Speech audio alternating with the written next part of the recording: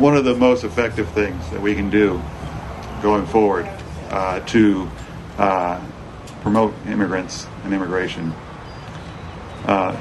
One of the things is to remember, as I remember every St. Patrick's Day, and on the few times in between when I indulge in a Guinness in between that time, is that the Irish persisted. And when I sit down to a calzone, that the Italians persisted.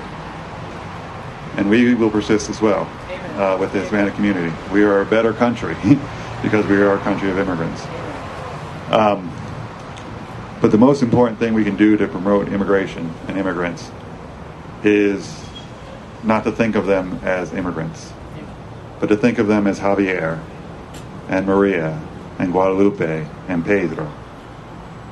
To get to know their individual stories and retell those individual stories. Personalize this issue because it is a deeply personal issue. That's the most important thing we can do to make sure that immigration, just and comprehensive immigration reform happens. So that's my 2 cents. Thank you so much, Father. Oh yeah, this is the call to action, so we have the fire engines going, or ambulance, fire engine. Woohoo! All right. Well, as I said, it's an honor to be here. It's an honor to be on the bus. It is humbling to have traveled however many thousand miles we've done. The whole trip is 6,500 miles, 15 states. I was told 54 events. It's only 15 states because we're doing a lot in Texas, and Texas is one big state, I got to tell you.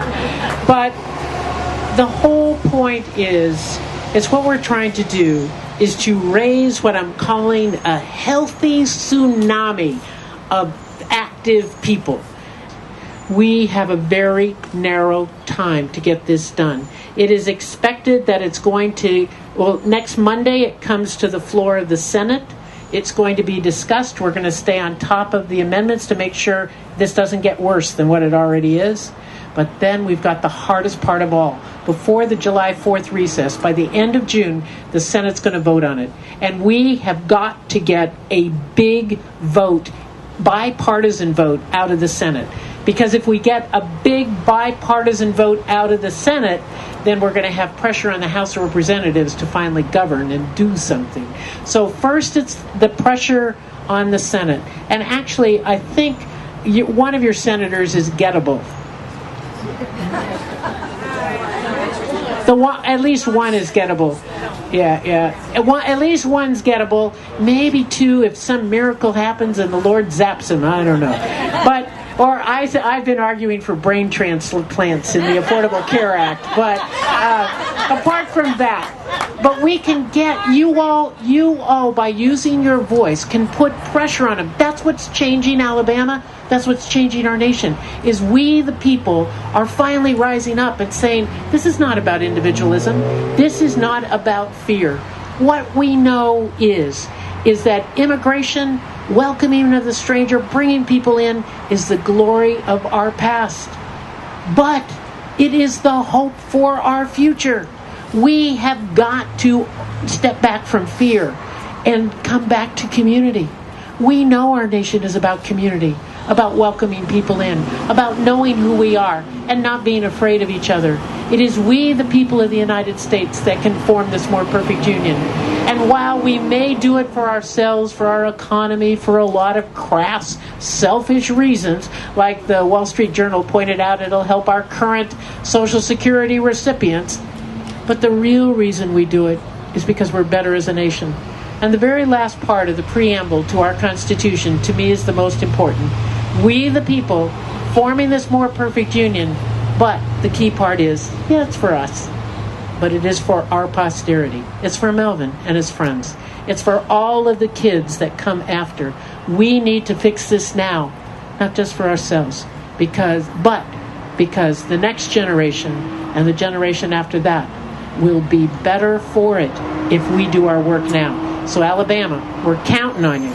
We feel like we're going around planting these seeds. Remember the story from the scriptures about the mustard seed? We prayed on that the other morning. We pray every morning together, all us sisters on the bus. But we prayed about the mustard seed.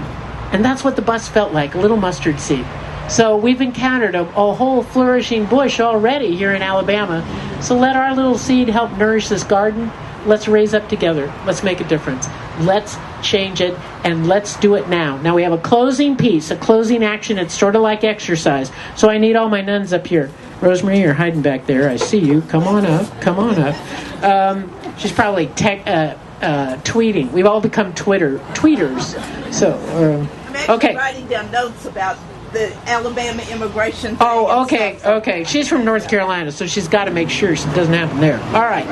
Okay, now we're just going to call it out, and then it's a participant to sport. Watch us first, and then we'll do it together. Ready?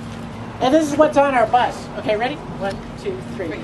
Raise your hands, raise your voices for comprehensive immigration reform now.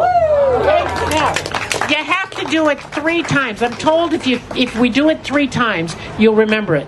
Then for your homework, you have to do it 4 more times, because if you do it 7 times, then you really believe it. Okay? Okay, 3 times. Raise your hands, raise your voice for comprehensive immigration reform now. 1, 2. Raise your hands, raise your voice for comprehensive immigration reform now. Last time, now really do it. Raise your hands, raise your voice for comprehensive immigration reform now. Go for it, Alabama.